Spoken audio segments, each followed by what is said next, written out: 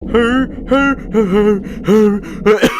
probably clicked this video already agreeing with me. Rightfully so, might I add. You know, you're not such a bad guy. I might invite you to the cookout, you know? But today, my friend, my parasocial friend, I'm gonna help reaffirm your belief. Because you're right. You are right. You're right in believing that Pokemon Black and White are the best main series Pokemon games. Unequivocal fact. And if you disagree, well...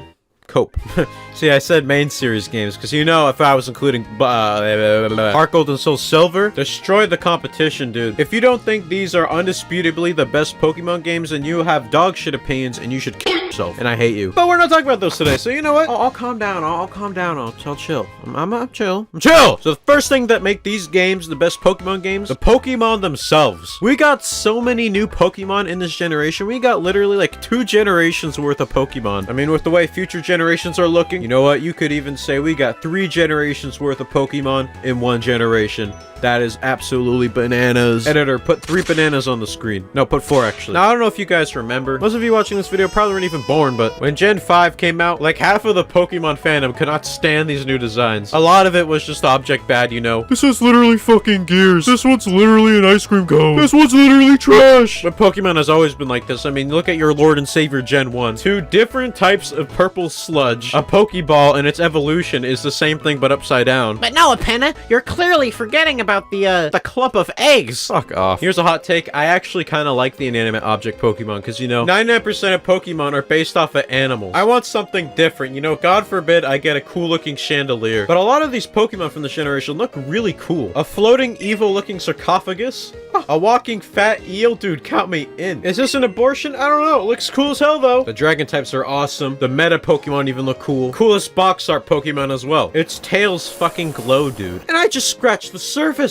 That's the thing. Miss me with that quality over quantity crap. Over here sounding like a Woobat with no eyes because you can't see shit. Some great Pokemon designs. And you know, the thing is, I feel like Black and White was risk-taking by adding so many new Pokemon. Because, you know, if they added 156 Pokemon every generation, then, you know, they wouldn't be as special. Another risk Black and White took I liked was only allowing you to use Gen 5 Pokemon. Yes, I know in the post-game you were able to access other generation Pokemon, but man, how refreshing it was to see new Pokemon everywhere you went. And not just a few creatures here and there. I'm talking countless life forms. I felt like they were really trying to give you a unique, different experience while it's still being Pokemon. Unlike now, where if they want to make a unique, different experience, you know, a little spin on the formula, they'll just throw in a gimmick they'll never utilize again. Gotta love that good old-fashioned Game Freak risk-taking, am I right, boys? Yo, well, we gotta talk about the music! Gen 5's OST is unmatched. There will never be a Pokemon generation that'll even come close to sparking as much fire. And let's be honest here, boys, do I really even need to explain why? I'm sure a lot of you can recall the semi-popular memes about how crazy the soundtrack for these games were. It's like, why do I have to explain it? You guys already did it for me. Now, for me, a video game soundtrack can be a very effective tool for world building, to get across a certain type of feeling to the player. Now, you don't need to have a good soundtrack to have good world building, you know, just like you don't need to have teeth to eat cereal. They both help. Beloved games with beloved soundtracks like Undertale and Minecraft. Imagine that shit if it just didn't have the music or had different music. Minecraft would feel empty as fuck and Undertale wouldn't be as charming. Unique soundtracks that can really complement the gameplay and visuals make for an overall great immersive experience. Black and White, I felt truly did that with their OST. The music was good. Great even. But the soundtrack fits these games so well. Because compared to its predecessors, this game was alien. Everything from the Pokemon, the bad guys, the visuals, and everything else in between was just so different, at least for Pokemon's sake. Now, it's not like they reinvented the wheel. It was still Pokemon. I'm not trying to hype it up too much. That's what the OST sounds like. It still sounds like Pokemon, but it sounds so unique and distinct. It sounds futuristic and alien. It sounds grand. Sure, the Pokemon music of today also sounds grand, orchestrally grand, overproduced, starting to sound like every other video game grand. But this generation's OST sounds grand with the Pokemon sound we all know and love. Look, I don't really know how to explain it, but it has that simple sound of traditional Pokemon while making it sound massive, immense, and overwhelming like it's never been done before. I ain't just talking about the 300 BPM insane songs either. Even the simple calming songs fit this description. Blah blah blah, words. I think this should be the rubric or the blueprint of Pokemon music in video games, but hey man, whatever. At least we got Guzma's theme and that one Toby Fox song.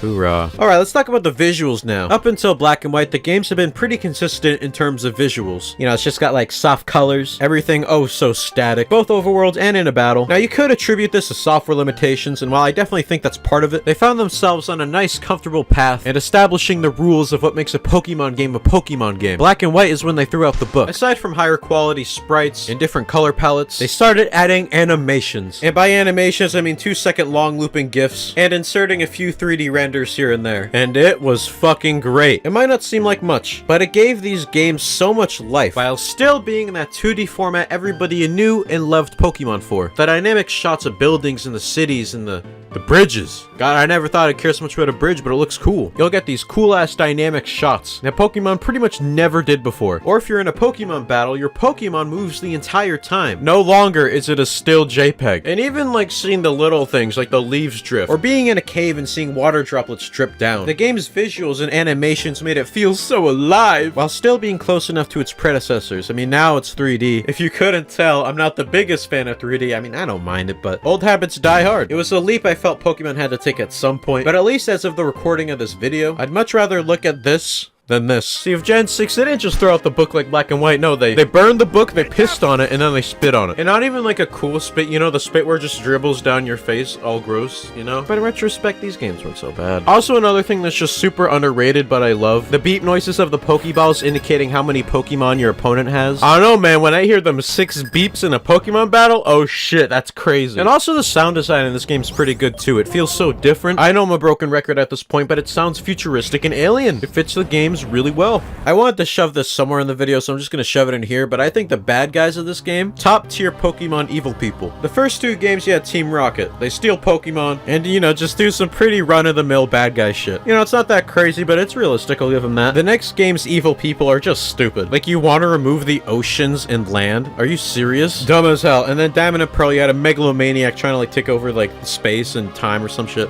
Oh yeah, that's cooler, but still dumb. But then these guys, they actually have a reasonable, legitimate philosophy that's, hey, using Pokemon to battle is kind of fucked up. And that's an actual criticism Pokemon as a company receives all the time. And yeah, it's kind of fucked up to manipulate people to release their Pokemon, but this concept is so cool. Especially when you find out it's all just a front, so that the leader of Team Plasma, Getsus, will be the only one that's allowed to have Pokemon. How is this the same game? I don't know. Though this is kind of irrelevant for me personally, because I only play Pokemon to see new Pokemon and to explore. You think I give a shit about the plot? But I just appreciate all the effort that was put into this game, as well as the creativity and risks they took. God knows we could use that in future Pokemon games, but I'm not just shitting on the new games to oversell my point that Black and White is superior, which they are. But I think Sword and Shield was the best 3D game thus far. And we're not including this, but who knows, maybe Legends Arceus? It'll be even better than this. Now, I give a lot of reasons as to why I think the ways I do in this video, and I'm sure some of it is probably nostalgia, but the more and more the years go by, the more I appreciate these games and be like, damn, they clearly put a lot of effort into these games to be good. And when Black and White came out, they got a lot of flack. Maybe we deserve this. This will never happen, but I hope one day they can return to this format. I know many people think Pokemon Black 2 and White 2 are just better. And you know, I guess technically it is. It pretty much does everything the original games do, but better. But the strong impression these games had,